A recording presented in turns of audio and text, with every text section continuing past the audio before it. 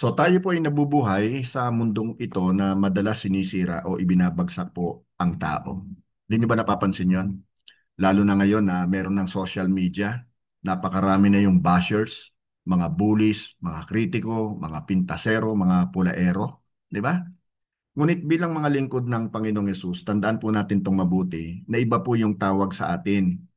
Tayo po ay tinawag to build up and not to tear down, to encourage and not to discourage. Of course, to bless and not to curse, to edify and not to erode. So sa gabi pong ito, pag-aaralan po natin ang simple yet powerful command. And that is to encourage one another. Lahat naman po tayo, gusto natin i-encourage tayo eh.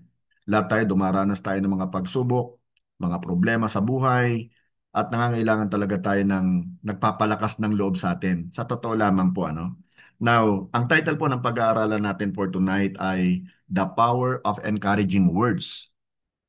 Ang number one po na point na gusto ko pong i-share sa inyo ay ito.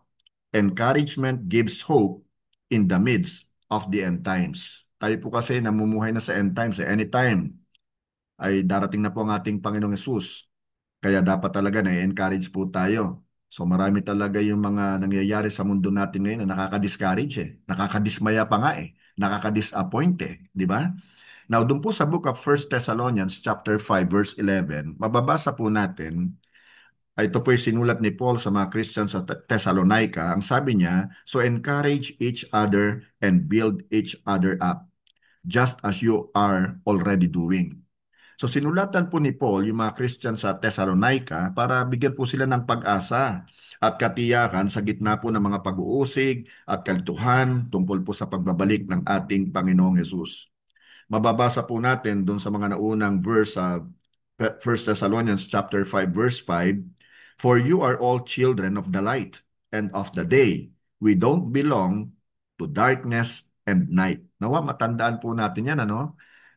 Sinasabi po rito ni Paul na ang mga Christians sa Thessalonica ay namumuhay sa liwanag at hindi po sa kadiliman. Ito po ay tungkol sa araw ng ating Panginoon, actually, a time of judgment and deliverance. Pagdating po rin sa ating unang text na binasa sa 1 Thessalonians chapter 5 verse 11, sinabihan naman ni Paul sila na palakasin nila ang loob nila sa isa't isa at magtulungan sila tulad ng ginagawa na nila. At dapat ganoon din po tayo. Ngayon yung salita pong encourage na ginamit po sa verse 11 ay galing po sa Greek word na para kaleo. Ang ibig sabihin po nito ay to comfort, to strengthen. Yung mga salita naman pong build up ay galing naman po sa Greek word na oikodomeo na ang ibig sabihin ay to construct, to edify, to strengthen spiritually. Naalala ko po yung one of the quotes po ni Max Lucado and I would like to share it to you tonight. Ang sabi po niya, and I quote, you have never met a person God doesn't love. You have never looked into the eyes of someone who doesn't matter to God. Wow, very powerful po yan. At dapat ma-realize po natin na lahat ng tao, kahit na yung mga unlovable, kahit yung ayaw na ayaw natin, mahal po yan ng Panginoon. Kaya nga po pinadala niya yung kanya nag-iisang anak eh, para mailigtas po yung mga taong unlovable. And by the way, that includes you and me. Okay? Now, ang katotohanan po ito ay nagbibigay ng encouragement. Di ba? Na alam mong nakatingin sa iyo ang ating Panginoon. Kapag nakita natin ang ating kapwa sa mata ng Diyos, tayo po'y magiging encouragers at hindi po mga kritiko o mga bashers o mga bullies. Now, point number 2 po, encourage because Christ has encouraged you. Doon po sa Romans chapter 15 verse 5, atin pong mababasa, may God who gives this patience and encouragement help you live in complete harmony with each other as is fitting for followers of Christ Jesus. Ito naman po ay isinulat ni Apostle Paul sa mga Christians naman sa Roma. So tandaan po natin na karamihan po sa mga isinulat ni Paul ay isinulat niya habang siya po ay nakakulong. Kung hindi man lahat habang siya po ay nakakulong. And kung isipin natin, masigit na siya yung nangangailangan ng encouragement o pagpapalakas ng loob. Pero iba si Paul eh. Siya pa yung nag-encourage sa mga kapatid sa pananampalataya na wala naman talaga sa literal na kulungan. Pero maaaring nasa spiritual na bilangguan. Now, ang Diyos mismo ang source po ng encouragement. At ang encouragement na ino-offer natin sa iba ay nagmumula sa comfort na natanggap po natin at encouragement na natanggap natin kay Jesus. Naalala ko po yung isang kwento, tinanong ng bata ang kanyang ama kung paano natitiis o napaglalabanan, nai-endure ng tawag dito, parola, ano po, ng parola ang malalakas na bagyo. Sagot ng kanyang ama, hindi ginawa ang parola para umiwas sa bagyo. Ginawa ang parola para tiisin at matagalan ang mga bagyo. Now, kay Jesus, tayo po ay nilikha para tiisin at matagalan, mapagtagumpayan ang bagyo. Kaya tulungan din po natin ang iba na makapagtiis, makapag-endure at makatagal. Ang sabi nga po ni Charles Stanley, and I quote, encouragement is oxygen to the soul. So pag walang oxygen, yung ating katawang lupang ito, madali tayong manghihina, maaaring magkasakit, at kapag ka talagang hindi pa tayo nagkakaroon ng oxygen, ikamatay po natin. Ngayon yung encouragement, kahit ikaw hindi ba sa totoo lamang, I'm sure nakaranas ka na ikaw ay mapapurihan, di ba? Sa totoo lang, sinasabi natin sa Diyos ang papuri, pero nangangailangan din tayo actually ng tap on the back Nangangailangan din tayo actually ng encouragement ng mga good words. Ano nararanasan mo pag nakaranas ka ng encouragement? Di ba lumalakas ang loob mo? Di ba yung adrenaline mo lumalakas din, di ba? Nawawala yung pagiging matamlay mo kasi na-encourage ka Kahit na malungkot ka tapos bigla ka na-encourage, medyo iba na yung nagiging dating sa'yo. At dapat ganun din po tayo, kapatid. Kailangan nating ma-encourage yung iba na kumbaga ay nasa punto ng kanilang buhay na nangangailangan talaga ng lakas ng loob. Marami po sa mga taong nakapaligid sa atin ang masasabi nating nasasakal Di ba? Sa dami po ng kanilang isipin, sa dami ng kanilang alalahanin, ng takot at kawalan po ng pag-asa sa buhay. Now, kapag in-encourage natin sila, para tayong nag-aalok ng hangin, ng pag-asa at lakas ng loob na kailangan po nila. Now, point number three po ay build each other up through the Word. Doon po sa Book of Colossians chapter 3 verse 16a, nakasulat po, let the message about Christ in all its richness fill your lives. Teach and counsel each other with all the wisdom He gives. Ulitin ko po yung first part let the message about Christ, yung word ni Christ. Ang biblical encouragement po ay hindi lamang tungkol sa positivity. Ito po ay katotohanang sinasabi ng may pag-ibig. Okay?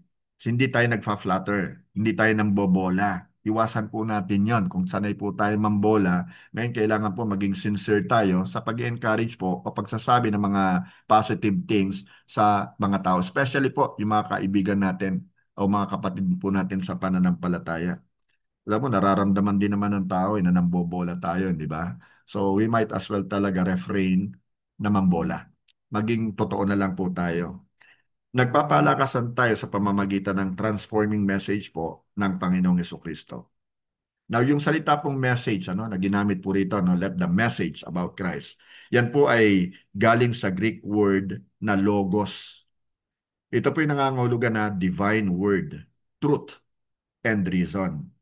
Ang pag-encourage po natin ay dapat nakaugat lagi sa logos o sa salita po ng ating Panginoong Yesus. Kapag tayo ay puno po ng salita at kagalakan ng Panginoon, alam niyo kung ano mangyayari? Mag-uumapaw tayo sa encouraging words na magtataas naman sa Diyos at magpapalakas sa tao.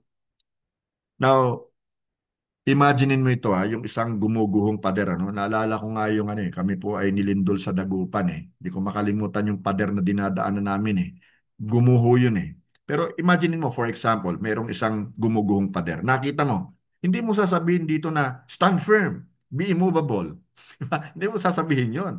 Ano gagawin mo kapag nakita mo ng gumuho yun? Siyempre, ay kung marunong ka rin naman na kukuha ka ng hollow blocks, ng bakal, buhangin, semento, and you start to rebuild.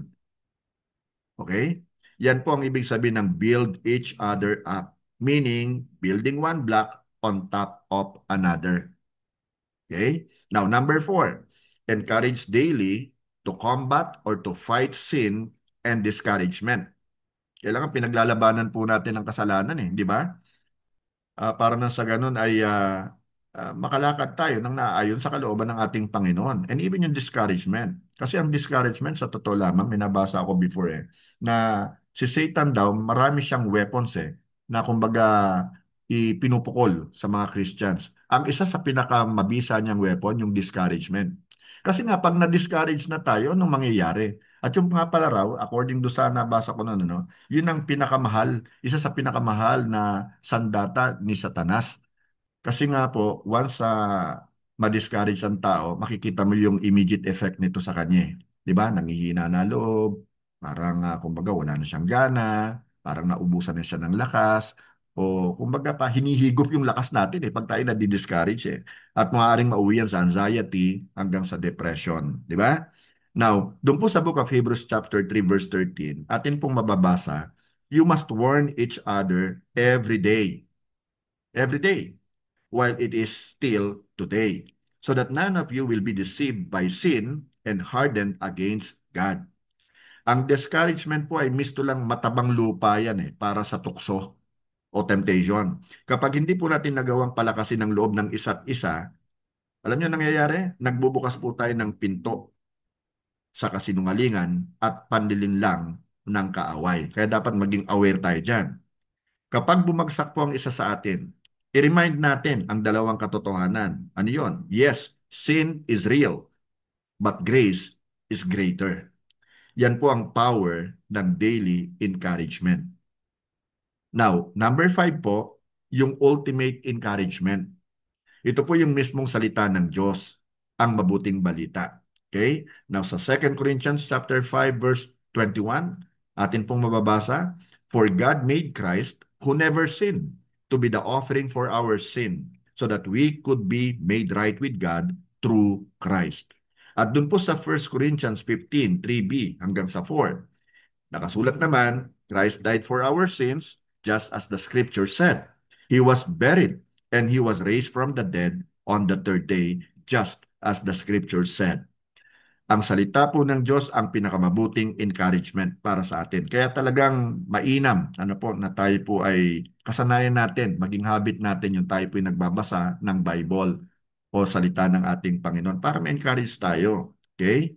Si Jesus po ay namatay. Alam natin yan. Siya po ay nilibing. Yes. At siya po ay muling nabuhay para sa atin na sumasampalataya at umiibig sa Kanya. Yan po ay isang katotohanan. Hindi lamang ito tungkol sa history ito ang ating pag-asa. Si Jesus po ay naging substitute para sa atin. Inako niyang lahat ang ating mga kasalanan upang mapabilang po tayo sa pamilya ng Diyos. Di ba napakagandang encouragement yon? Now, sa cross, inako po ni Jesus ang iyong kasalanan. Sa libingan, dinurog niya ang kamatayan.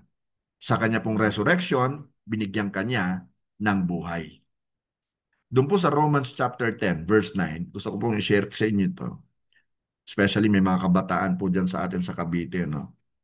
Alam mo, simple lang naman talaga yung kaligtasan At I hope and I pray may encourage kayo sa verse na ito. Isang verse lang. Kung saan nakasulat, if you openly declare that Jesus is Lord and believe in your heart that God raised Him from the dead, you will be saved.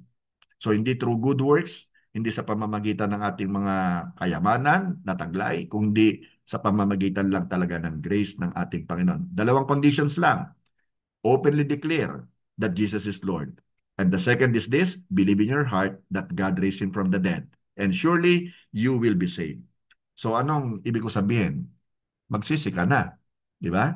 Kung paano kami na mga Christians na ay nakapagsisi, kung hindi ka pa nakakapagsisi, kapatid, kaibigan, at hindi pa natatalikuran ng iyong kasalanan, of course, ay hindi pa may bibilang na ikaw ay saved na.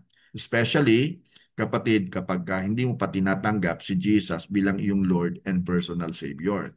Ito po ang encouragement sa magliligtas sa atin for all time and eternity. So, let's be an encourager.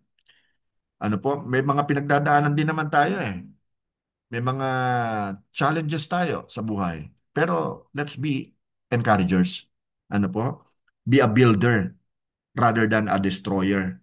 Maring merong miyembro ng iyong pamilya, for example, o iyong office mates, o maaring schoolmates mo, O sabihin na natin, maging mga churchmates mo ang nanghihina. Wala namang superman sa atin, di ba? So nawawalan ng pag-asa at gusto nang sumuko sa buhay.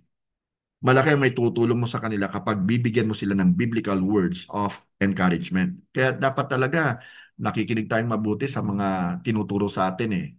At dapat din talaga nagbabasa tayo ng salita ng ating Panginoon para madagdagan pa yung kaalaman natin na po pwede nating maibahagi doon sa mga taong nanghihina na, nawawalan na talaga ng pag-asa. So, kapatid, kaibigan, let us encourage one another. Magpalakasan po tayo. Let our words be seasoned with grace, our hands ready to build, and our hearts be full of the gospel of Jesus Christ. Again, before I close, let us encourage others as Christ has encouraged and lifted us up. Amen? Nawa po meron po tayong natutunan sa atin pong pinag-aralan. Glory to God.